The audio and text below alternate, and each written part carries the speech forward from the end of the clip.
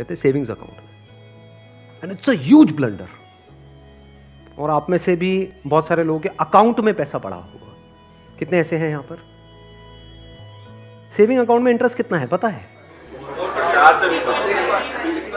3%, 3.5%। Inflation कितनी है? Inflation पता है ना हम सबको क्या है? मान लो आज हम पेट्रोल खरीदते हैं, कितने का है पेट्रोल? कितने रुपए लीटर है? 73। ये आज से 20 साल पहले कितने का था?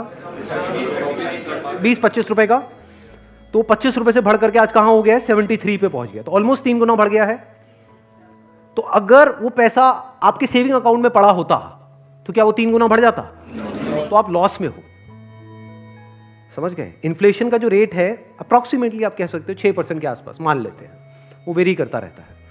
बट अगर 6% इन्फ्लेशन है और 3% आप अर्न कर रहे हो उस पैसे पे, तो आप कमा नहीं रहे हो, आप गंवा रहे हो, क्योंकि उस पैसे की वैल्यू कम होती चली जा रही है और आप खुश हो रहे हो कि मैं पैसा जोड़ रहा हूं। आप जोड़ नहीं रहे हो, आप बेवकूफी कर रहे हो। तो इस तरह की कुछ चीजें हैं जो हमको सीखनी बहुत जरूरी है।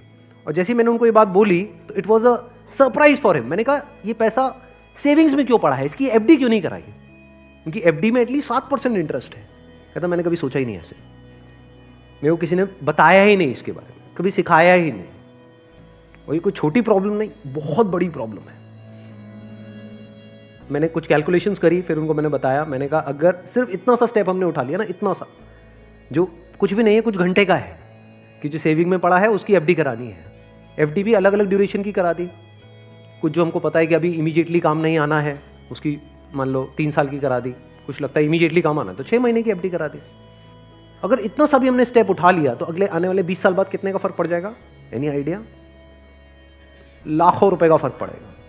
कम से कम 20 लाख रुपए का फर्क पड़ेगा आने वाले 20 से 25 साल में। तो मैंने कहा वो जब 20-25 लाख आएंगे, अब ये करोगे तो हो ही आप, जो मैंने बताया है, तो उसमें से कुछ थोड़ा इधर भी दे देना भाई। आपने कितना पैसा कमाया उससे इंपॉर्टेंट क्या है? कितना बचाया। अब पैसे को बचाते कैसे हैं?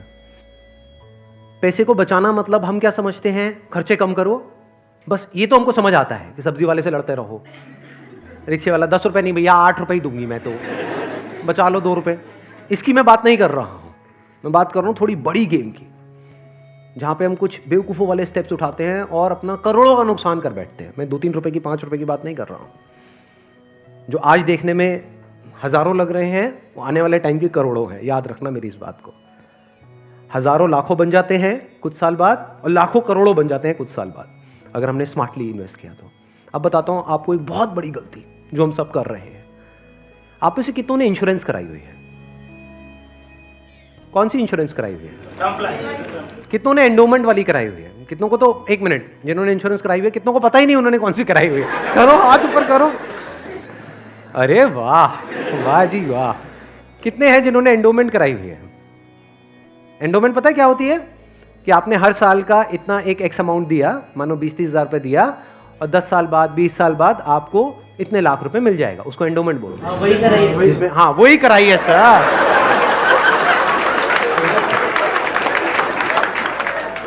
क्या सर एंडोमेंट पेंडोमेंट बोलते हैं? सीधी बात करो ना। इंश्योरेंस का मतलब लोग यही समझते हैं इंडिया में कि हर साल का इतना पैसा जाना है, इतना प्रीमियम जाएगा, 20,000, 30,000, 40,000, और 20 साल बाद आपको इतने लाख रुपए मिल जाएगा। मान लो 20 लाख रुपए मिल जाएगा, जो सुनने में बड़ा अट्रैक्टिव लगता है। बेवकूफों वाला स्टेप है ये। कितनों ने टर्म इंश्योरेंस कराई हुई है?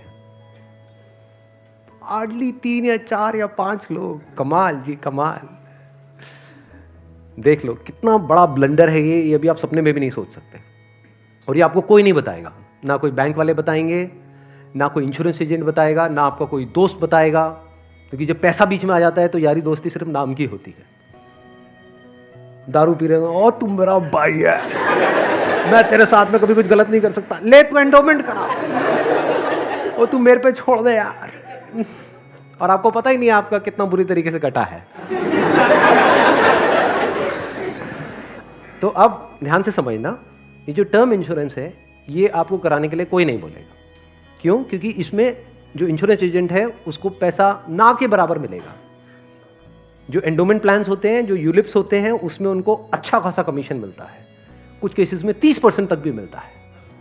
अगर आपने मानो 20,000 की इंश्योरेंस कराई तो 30% कट गया आपका, आपका कट नहीं गया है, पैसा आपका कट गया है, 6,000 रुपए गया। अगर 6,000 रुपए वैसे कहीं पे खो जाते हैं या नहीं मिलते हैं या कोई लेकर के आपसे भाग जाता है, कितने दिन तक टेंशन रहती है? मजे की बात क्या है, आपको पता ही नहीं है कि आपके साथ क्या हुआ है। ये जो टर्म इंश्योरेंस होती है इसमें ना के बराबर कटता है।